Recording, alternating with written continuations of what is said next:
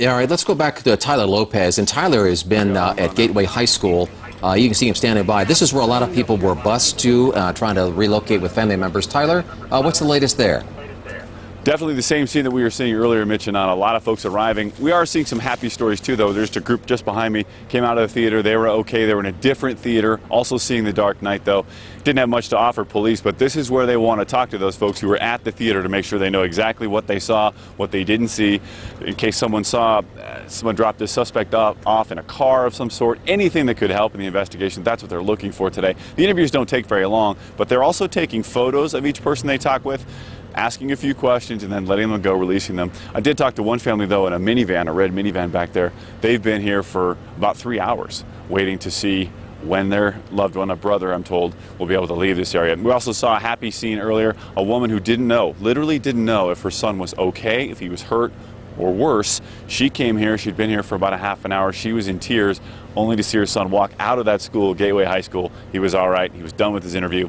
They left. So certainly a happy scene. Now, since we last talked, I've been able to talk with police. They do want family members who are wondering about their loved ones to come here. If they were at the theater today and you don't know if your son or daughter or loved one was hurt or injured, or whatever the case may be, they do want you to come here to Gateway High School to make contact and look for your loved ones, in addition to calling that phone number that we gave you earlier, the 303-739-6000 number. But this is going to be the area where they're going to hopefully reunite folks who are at the theater with their loved ones. Now, we talked about how the parking lot was filling up quickly. I got a chance to take a closer look and walk this parking lot. It's really about 1/3 full right now.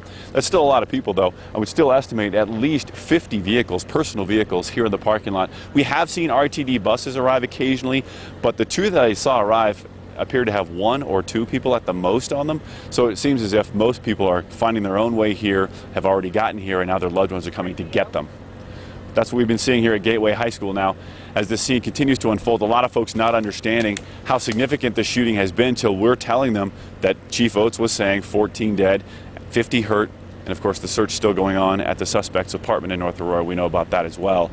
And these are developments that we're breaking to a lot of the folks here in the parking lot, guys. And so is more and more families are reunited, and that is good news, Tyler. Does that scene winding down just a bit? Not at all. I see the same number of vehicles before that I see right now. Now, a lot of folks, because of the combination of tension and stress, but also relief, some of them are standing around this group here. They finished their interviews. I talked with these young men. They couldn't believe this happened in Aurora, first of all. But they're on such an adrenaline high, they're just not quite ready to go home yet. That's part of what we're seeing, too, is once folks leave, the idea of going home and trying to sleep at nearly 5 o'clock now doesn't sound very appealing, so they're waiting, trying to talk it through with friends before they leave. But then other folks are tense too. They don't want to talk to us. You can tell they're very emotional. One woman arrived, she was crying. Beyond the woman I told you about earlier, another woman showed up, she was in tears. So this is still definitely a difficult situation for a lot of people, and they're hoping to get answers here at the high school. I imagine a lot of those folks are really in shock, in a state of shock. Are there a lot of police on scene where you're at as well, Tyler? Oh yeah, definitely. SWAT officers are checking folks in the parking lot. They want to make sure no one's driving erratically here as people wander about in the semi-darkness still. They're checking IDs. They want to make sure they know why you're here. You know why you're here. You know what they want. State Patrol is here as well. They've got some police tape up. So yeah, definitely a heavy presence. They have ambulances here too, but no one's had to use them that we have noticed. That's some good news. So you're not seeing any of the injured who are coming to that parking lot? Absolutely not. Have not seen a single injured person. All the people we've seen are healthy. Most of them are happy, but there are some folks in tears waiting for that critical answer, is my loved one okay? Yeah, okay, so still, if you're at home and you're trying to locate someone, that's a good place perhaps to meet up with them. It's been a site of many reunions that Tyler's seen.